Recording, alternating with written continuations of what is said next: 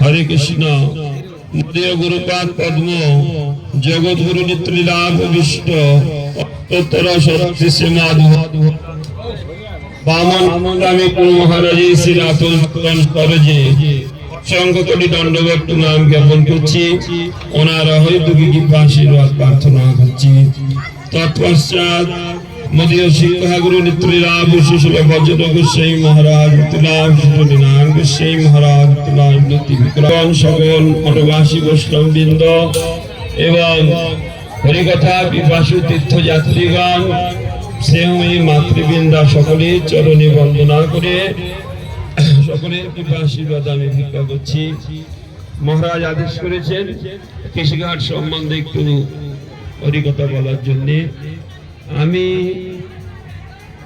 ভজমন্ডল পরিক্রমা সম্বন্ধে সর্বতভাবে অজ্ঞ গুরু বৈষ্ণব কৃপা করে যেটি মুখ থেকে বলাবেন সেই দুটো চারটে কথা আমি চেষ্টা করব বলা।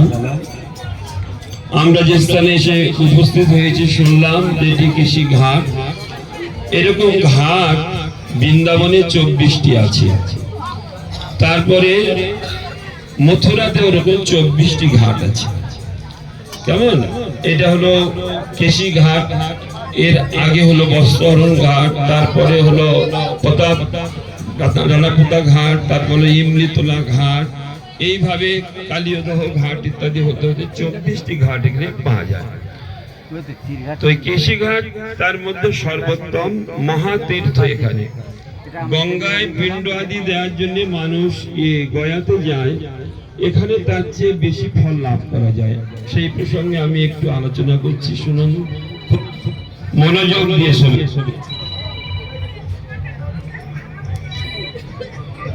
কোন এক সময়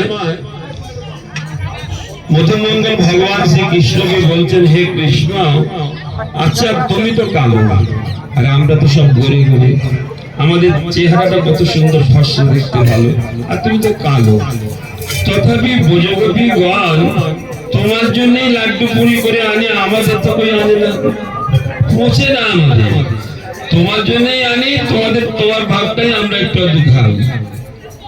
তো আমি আজকে রাত্রে শুয়ে শুয়ে বিচার করে দেখলাম, দেখতে সেদিক দিয়ে তুমি একদম ভালো, তবে তুমি রাজা।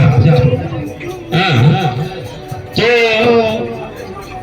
আমি বিচার করে দেখলাম যেহেতু তুমি রাজার পুত্র, তোমার এই আভূষণ গুলো খুব সুন্দর, দামি দামি, এইগুলো মনে হয় আকর্ষণ করে তোমার কাছে সবাই আসে, আমাদের কাছে কেউ আসে না।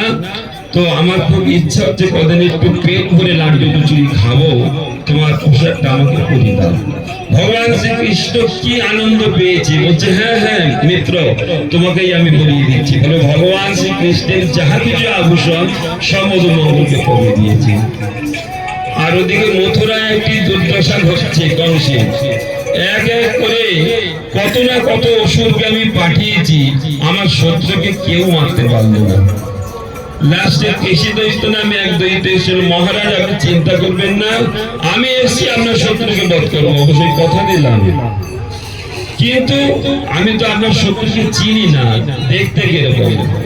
কংস আবার নারদ মুনির কাছ থেকে কৃষ্ণের রূপ গুণ লীলার কথা শুনেছিল, তার দেখতে কিরকম, তার মাথায় ময়ূর পাখা, পিঠেতে পীতাম্বর, হাতে বংশী, এই সমস্ত গুলো সব জানিয়েছেন। তো কংস কেশি দৈত্যকে বলছে আমার শত্রু সেই, আর এই বৃন্দাবনে এসে যেখানে বেশি বেশি গরু চড়ছে সেখানে সে থাকে, আর তার যার মাথায় ময়ূর পাখা দেখবে, আর যার পিঠেতে পীত রঙের বস্ত্র দেখবে, হাতে মুরলি দেখবে, সেই আমার শত্রু। তো বলছে আর কোনো চিন্তা নাই। তো এখানে গেছে দিত, তখন এই দৈত্য চলে এসছে, দেখছে এইখানে নবলক্ষ ধেনু, আর এর মধ্যে প্রবেশ করা বড় মুশকিল, কাকে গোটা দিচ্ছে, কাকে লাথি দিচ্ছে, দিয়ে গরুকে সরিয়ে দিয়ে ঠিক রাস্তা পরিষ্কার করে এখানে চলে এসছে। এখানে একদম মধুমঙ্গল সেজে রেডি হয়ে আছে যে কখন ললিতা বিশাখা আমার ঝাড়ি ভর্তি করে লাড্ডু কচুরি পকুড়ি গজা খাজা নিয়ে আসবে, আর আমরা পেট ভরে খাবো, বুঝলেন তো? গজার বদলে কি গজা আসছে বুঝতে পারছেন তো? কেশি দৈত্য আসছে একদম খুব ক্রোধান্বিত হয়ে, এমন গোতা দেবো, গোতাতেই একদম শেষ করে দেবো, বুঝলেন তো? তো কেশি দৈত্য আসছে যে ভগবান শ্রীকৃষ্ণ বুঝতে পেরে তো মধুমঙ্গলের কাজ ছাড়ে না, মধুমঙ্গলের পাশেই দাঁড়িয়ে আছে যে আমাকে তো ঠেকাতে হবে। তো দুইটি লাঠি একসঙ্গে মধুমঙ্গলের বুকে মারবে আর কি, যাই ও তো জানে এইটাই কৃষ্ণ, মধুমঙ্গল কৃষ্ণ সেজে আছে, হ্যাঁ মুরলী টুরলি শব্দ মধুমঙ্গলের হাতে আছে, তাহলে এই কৃষ্ণ। তো দুটি পায়ের লাঠি দেওয়ার আগেই ভগবান কৃষ্ণ একটি ঝটকা দিয়েছে, তো 50 হাত দূরে ছড়কে পড়েছে। কিন্তু মধুমঙ্গলের পায়ের যে হাওয়া লেগেছে না, ওতেই মধুমঙ্গল পড়ে ছটপট ছটপট করেছে, মিত্র কানাইয়া তুমি বাঁচাও বাঁচাও বাঁচাও, পাকড়াও পাকড়াও পাকড়াও, আমাকে ধরো আমি পড়ে গেছি।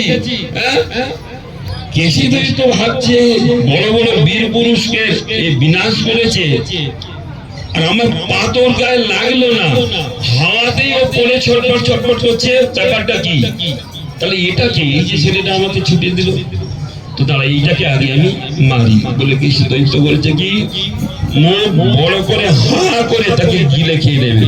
তো ভগবান শ্রীকৃষ্ণ তার হাতটা মুখের মধ্যে ঢুকিয়ে দিয়েছে। কেশি দৈত্য বশত যখন চিবাতে যাবে তো ভগবান তিনি কমল হইতে কমল হতে পারে, আর কঠোর হইতে বজ্র হতে পারে।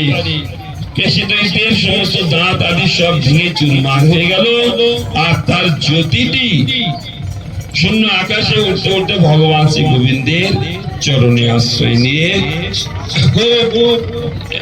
দিব্য রূপ ধারণ করলেন। বিষ্ণু সারূপ্য লাভ করে হাত জোড় করে তিনি বন্দনা করছে ভগবান কৃষ্ণকে। তখন কৃষ্ণ বলছে তুমি কে? ভগবান তো তিনি সব জানেন, সকালে জানানোর জন্য জিজ্ঞাসা করছেন, বলছে প্রভু আমি মূলত অন্য কেহ নয়, স্বর্গের দেবরাজ ইন্দ্রের আমি ছত্রধর, আমার নাম কুমুদ, আমি ইন্দ্রের ছত্রধর থাকতাম। ইন্দ্র দেবরাজা, দেবদের রাজা। তো দেবরাজ ইন্দ্র যে বৃত্তাসুর বধ করার পরে তার ব্রহ্মহত্যা পাপ লাগাতে তিনি করেছেন কি একটি মহাযজ্ঞ করবেন, অশ্বমেধ যজ্ঞ।